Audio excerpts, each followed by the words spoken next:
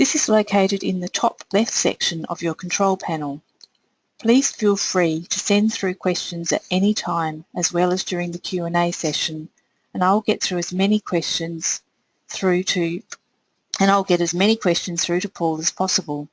Finally, if you would like to get involved through Twitter, please use the Twitter handle @the_AWRI. Okay, that's enough from me now. I'm going to hand over to Paul to tell us more about today's topic.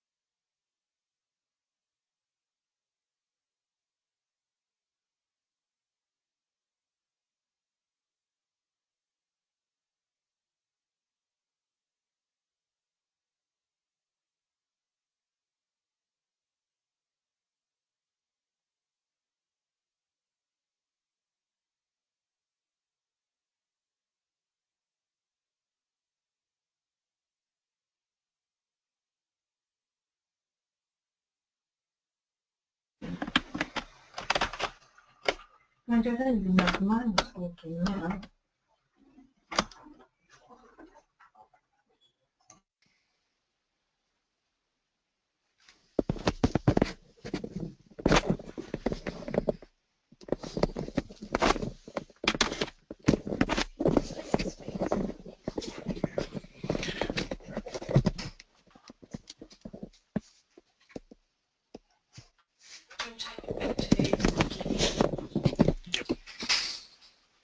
And I'll just apologise to everyone.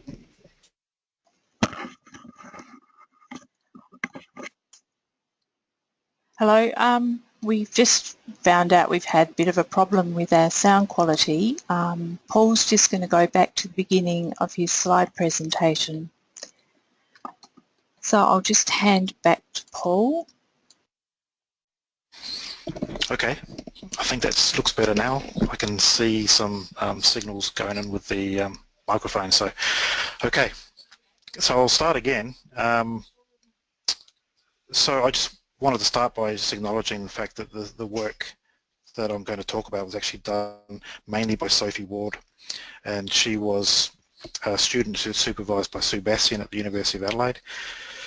We also got our material from Treasury Wine Estate via Paul Petrie, and so I'd like to acknowledge his input as well.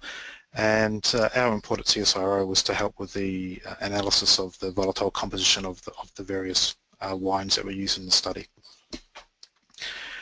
So firstly, a bit of introduction. So contaminants in harvested grape parcels can come from a number of sources. So you can have the various industrial fluids that are used in the various harvesting vehicles or transport vehicles that are used during the harvest period. Also, you can get soil dust and rain getting into your parcels of grapes, and there's also the issues with fungal diseases as well.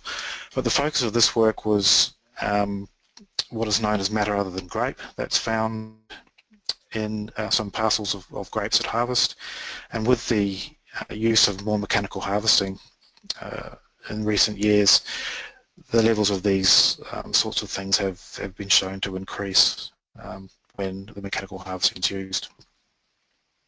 So what exactly is MOG? What are we talking about?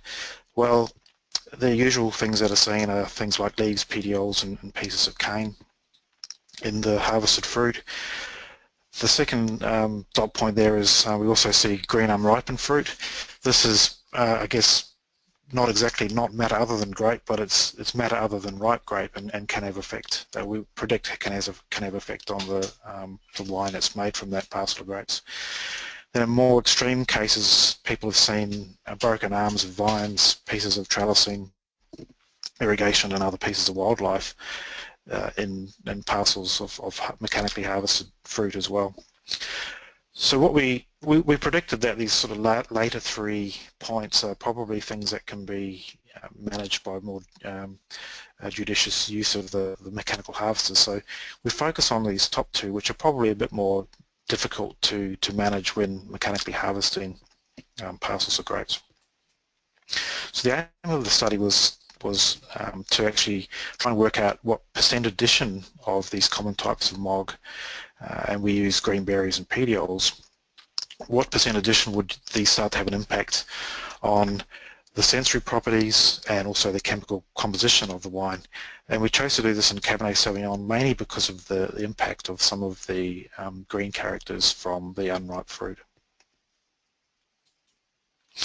So the design of the study was to use small-scale winemaking. These are 20-kilo ferments, and this was all done in triplicate. We sourced some Cabernet from Coonawarra, and into those fermentations were added various percentage additions of green berries, and these were unripe berries taken just before veraison from the weight campus here and then stored at 4 degrees until the Coonawarra grapes were ready to be fermented. And so we had 4 additions from 0.5% up to 5% of the green berries. With regards to the leaf petioles, we went up to 10%, and these were again from Cabernet vines taken at the Weight Campus vineyard here. So just to show that the addition of these of the MOG didn't really have a major effect on the fermentation rate. So this is just showing graphs of Beaumet versus fermentation day, and for both the Petiole and the greenberry additions, all of the fermentations were basically finished after 8 days, and there was no huge delay or effect of adding those pieces of MOG to the fermentations. So with regards to the analyses that were done on these wines, there were various chemical analyses done. So the usual wine parameters that we look at: volatile acidity, sulfur, alcohol, titratable acidity, pH, and residual sugar. We looked at 3-isobutyl 2-methoxypyrazine, and I'll talk a bit more about this a couple of slides away. And we did some non-targeted profiling of the wines using gas chromatography mass spectrometry. So this is looking at the volatile compounds that we can smell or taste when we drink the wine. So the wines were also subject to a descriptive analysis with a trained panel, and this had 12 judges, and basically involves the panel scoring the wines for various attributes that they can see in those wines. So with regards to the wine parameters, the only two parameters that actually showed any significant difference across the sets of wines were pH and alcohol. So what we've got here is a table showing the control wines with no addition, the berry additions and the greenberry additions up to 5%, and the Petiole additions up to 10%. And these are the values for pH and for alcohol. So there were some parameters that were significantly different, but this is probably more to do with how robust or how good the replicates were, because the actual magnitude of those changes is quite small. So there were some differences in pH and a slight difference in alcohol in one of those fermentations, which is probably understandable given that you've added 5% unripe berries to this fermentation, so you're seeing a slightly lesser percent alcohol. But in general, the wine parameters were very consistent across all of those fermentations. Now, just a bit of background about isobutyl methoxypyrazine, or the methoxypyrazines in general in wine. So there are two main methoxypyrazines that are found in a lot of the Bordeaux varieties. We have isopropyl methoxypyrazine, or IPMP. We also have 3-isobutyl 2-methoxypyrazine, or IBMP. Now, these have, in general, sort of green, herbaceous characters that they impart on a wine. People tend to describe the isopropyl as having an asparagus or a pea sort of smell, whereas the isobutyl methoxypyrazine is very much a green capsicum character. And these compounds are pretty important because they have very low sensory thresholds. So you only need a nanogram per litre of the isopropyl methoxypyrazine to actually be able to smell that. We tend to find in Cabernet that we've looked at in Australia, they tend to have very low or undetectable levels of isopropyl methoxypyrazine. More often we see concentrations of isobutyl methoxypyrazine that are above threshold, and this tends to be the compound that we concentrate on when we're looking at the effect of methoxypyrazines. And in general, they're considered to be undesirable at high concentrations. A lot of the descriptors sort of change from being sort of capsicum and asparagus to these more sort of earthy characters, which are not quite as pleasant. And they're thought to add complexity to the wines when they're in relatively low concentrations. So when are methoxypyrazines made during berry development? Well, this is a graph showing the methoxypyrazine concentrations plotted against weeks post-flowering. So we've harvested grapes, in this case it's Cabernet Sauvignon, from Wollonga, and these have been taken at 2-week intervals throughout development. And we've measured the isopropyl methoxypyrazine in the light green and the isobutyl methoxypyrazine here in the dark green. And the peak in production of isobutyl is pretty much at 8 weeks post-flowering, and this coincides with veraison in this vintage. So the grapes that we were using for the additions were taken just before veraison, so pretty much in this period here, which is one of the areas, one of the times where there is maximum concentration of isobutyl methoxypyrazine in the grapes. We also looked at leaf petioles, so we can also look to see how we might expect the methoxypyrazines to be affected by the addition of these. And when we did a study a few years ago looking at the different tissues and measuring the methoxypyrazines in those tissues, we actually found that we couldn't detect them in leaves, so the petiole addition is probably going to have no effect. I also wanted to point out that one of the things, two of the tissues that might be important in adding methoxypyrazine levels to some wines, the presence of bunch stems, so the Rachis. So these have a reasonably high concentration of isobutyl methoxypyrazine. Likewise, the tendril also has quite high levels of isobutyl methoxypyrazine. The tissue where we actually measured the most in grapes was root tissue, but you'd have to be doing something seriously wrong with your harvesting to be getting some of that into your fermentations. So when we measured the isobutyl methoxypyrazine in the various wines, so this is the wines listed on this side of the table, and the concentration of the isobutyl methoxypyrazine, and the different letters actually indicate which compounds are statistically significantly different. So the only significant difference from the control that we saw was in the fermentations that had been done after the addition of 5% green berries, and the methoxypyrazine concentrations were increased significantly from those of the controls. So there is an effect on the methoxypyrazine concentration, but whether this has an effect on the sensory is another story, because it's significant, but it's, again, in order of magnitude, it's not great. So this is a summary of the sensory analysis of those wines. So the panel looked at 18 different attributes. I won't go through them. I just wanted to point out the ones that are in bold. So the aroma attributes: floral, earthy, vegetable green, and leafy green. The two taste attributes, acid and bitter, and the mouthful attribute, body. These were the only ones that were actually found to be significantly different amongst the different wines that were tasted as part of this experiment. So the rest of them were not significantly affected by the addition of either petioles or green berries. So this table summarizes the sensory scores for those various attributes that were different in the various wines. In this case, I've actually presented the control sample in the middle, and these are the scores for those attributes for the control wines. And again, if they have different letters, it means that they're statistically significantly different at 0.05 level. I guess the thing I'd like to point out here is that while there were some differences between some of these berry characteristics, berry additions, and the sensory characteristics for bitterness, it was only really seen with the smallest addition, and this trend is not followed, so it seems like it's just some anomaly for that fermentation, for fermentations. And again, with this petiole addition here, the major differences that were seen were in fact differences between the scores for leafy in the control, which was lower, significantly lower in the petiole 10% additions, and also the vegetal scores were significantly lower, again in the petiole 10 addition compared to the control.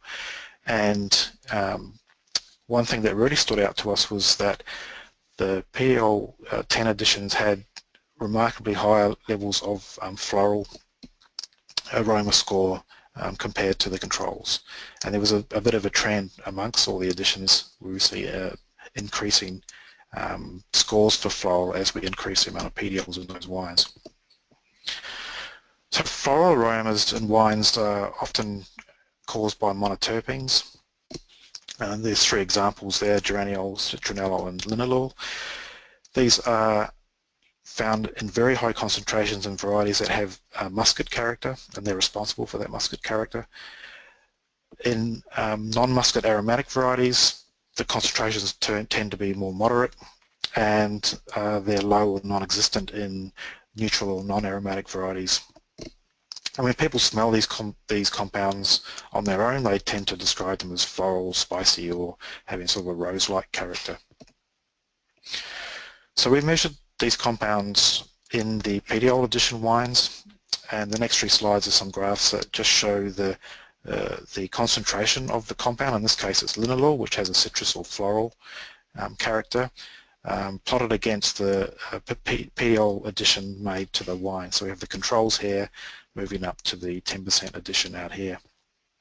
We've also indicated in the graph the odour threshold. So this is the threshold above which most people in the population can actually smell or sense that compound in the wine. So you can see here linalool is below threshold in the controls and in the first couple of Petiole addition percentages, and as we add more we start to bump the concentrations up above the soda threshold, so into regions where we can then smell it in the wine. Geraniol is a slightly different story because it's actually found slightly above threshold in the controls, but we can see a 3-fold increase as we go up to the 10% Petiole addition. And this compound again has a sort of floral, sweet or rose sort of character. And lastly, beta-citronellol, again, this has is greatly increased in the Petiole addition with 10% Petioles and bumps up about 4.5 times what we've seen in the controls. So just to conclude, what we've found is that from this study was that actually you needed quite a high percentage of unripe berries to significantly increase the isobutyl methoxypyrazine. Well, this is probably going to depend on the vintage and the area, but I think in general you're going to need a lot of unripe berries to significantly bump that up to where it's going to affect the sensory attributes of the wine. Most of the sensory differences that we saw were actually in the wines that had the 10% Petiole addition, and in general these were a decrease in the green characters and an increase in this floral character. And the floral character is probably coming about by the increase of some of these monoterpenes that we found in the wines. So a couple of, I guess, take-home messages. The study suggests that it's going to take actually quite a considerable percentage of unripe berries or Petioles as MOG to actually alter the sensory properties of the wine. And these sensory properties may not necessarily be negative. You probably don't want a floral character coming through in your Cabernet, but with a white variety it may not have so much of an effect sensorially. And that's the end of the presentation. I'd just like to acknowledge again Sophie Ward and Sue Bastian for doing most of the sensory work and the fermentation work. Paul Petrie, who's now working at Saudi AWRI, was with Treasury at that time. They helped us with the grape material, and also Emily Nicholson helped with the analysis of the chemical composition of those wines. I'll leave it at that.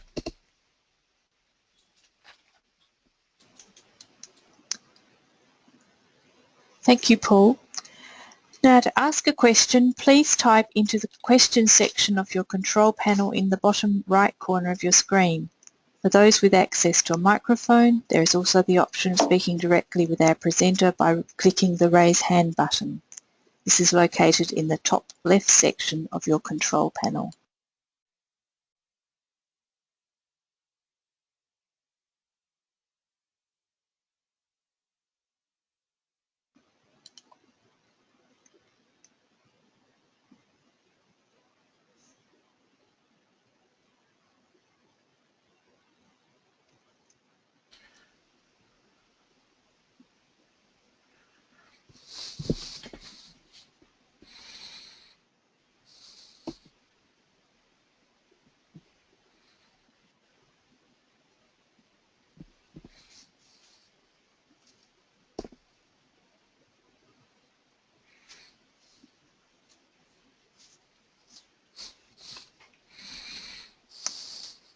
So if anyone's got any questions, we're just waiting for them to come through.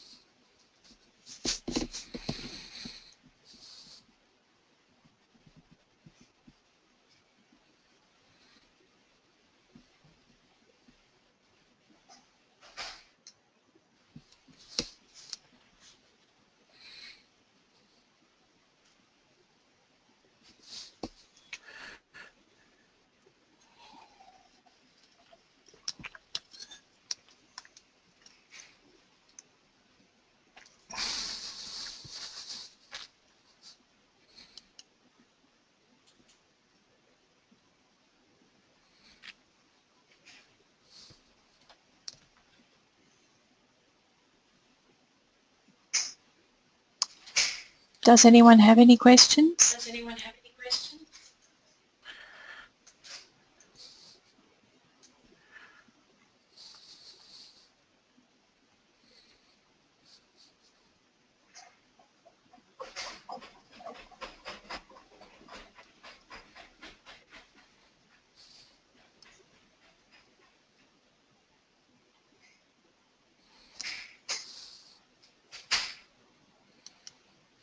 Well, if we don't have any questions, we'll wrap it up now.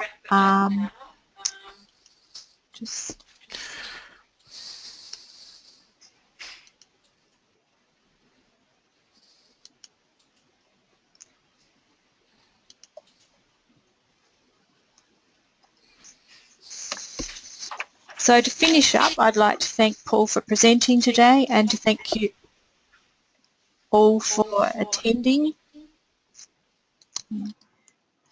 and took part in today's session. For attendees, you'll receive a follow-up email with a link to this recording and a link to the survey. The next AWRI webinar is the 10th of November when Marcos Bernarda from Sadi will be presenting warming and water deficit effects on Shiraz grapes and wine. If you would like to register for this webinar, please visit the AWR website. That's all we have for today. Thank you again for attending, and we look forward to seeing you again at the next AWRI webinar.